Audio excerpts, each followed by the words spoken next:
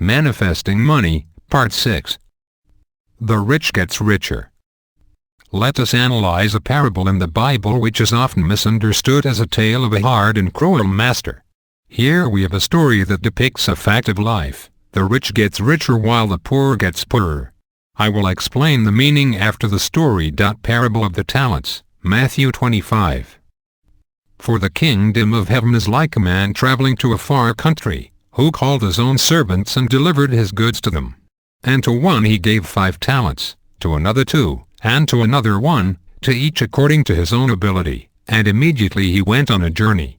Then he who had received the 5 talents went and traded with them, and made another 5 talents. And likewise he who had received 2 gained 2 more also. But he who had received 1 went and dug in the ground, and hid his lord's money. After a long time the lord of those servants came and settled accounts with them. So he who had received 5 talents came and brought 5 other talents, saying, Lord, you delivered to me 5 talents. Look, I have gained 5 more talents besides them. His lord said to him, Well done, good and faithful servant. You were faithful over a few things. I will make you ruler over many things. Enter into the joy of your Lord.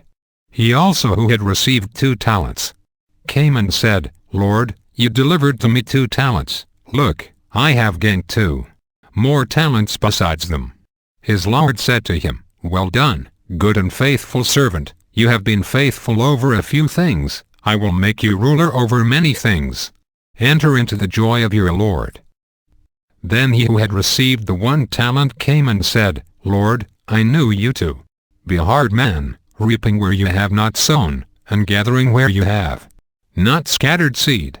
And I was afraid, and went and hid your talent in the ground. Look, there you have what is yours. But his lord answered and said to him, You wicked and lazy servant, you knew that I reap where I have not sown, and gather where I have not scattered seed. So you ought to have deposited my money with the bankers, and at my coming I would have received back my own with interest. Therefore take the talent from him, and give it to him who has 10 talents.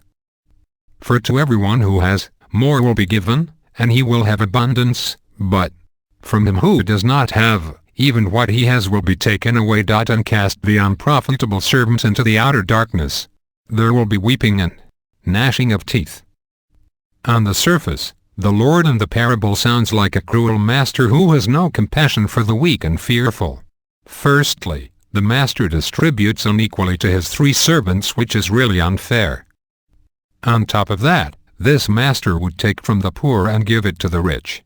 Therefore the rich gets richer and the poor remains poor. This is a hard fact of life. Many would blame this cruel master and say life is indeed unfair. But let us interpret this parable for its deeper meaning in the lessons it is trying to teach us. This parable is in essence a teaching of the law of attraction. Man attracts to him what he believes in his consciousness. If he thinks abundance and is appreciative of what he has, he will attract more unto what he already has. If he thinks lack and is unappreciative of what he already has, what he has shall appreciate and may turn into loss. Man creates conditions according to what he thinks and feels. And man will receive from the Lord according to his own ability. What ability? It is our ability to receive according to our belief.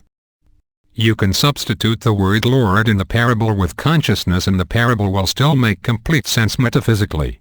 Consciousness is the only thing that creates and supplies. Consciousness is also the thing that takes away. This is because our consciousness is creative, and it is the fertile ground that reproduces whatever seed you plant in it. If you plant seeds of loss, fear, lack, those seeds will soon reap a harvest that is identical to its seed. Therefore, let us plant seeds of abundance, appreciation and possession. Another thing we should take note from this parable, it says consciousness reaps where it has not sown and gather where it has not scattered seed. It is man's job to sow the seeds into his consciousness. We cannot rely on our consciousness, the creative subconscious mind, to sow the right seeds for us. It is our conscious mind that must make the decision what kind of seeds are being sown in our subconscious mind. We must decide the mindset on our own. Consciousness, mind, which is the womb of creation, will receive whatever seed, thoughts, that impregnates it and bear its offspring, manifested conditions. This is why the rich, in consciousness, gets richer and the poor, in consciousness, gets poorer.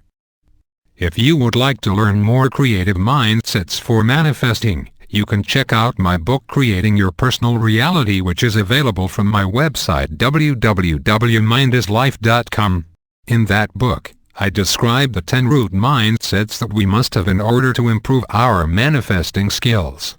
These mindsets or beliefs can be used to neutralize our negative thoughts created by the common mindsets of lack, loss, delay, ending, wrong action, past mistakes, separation, force or resistance, competition and obstruction. Please like and subscribe. Part 7 of Manifesting Money will be added soon.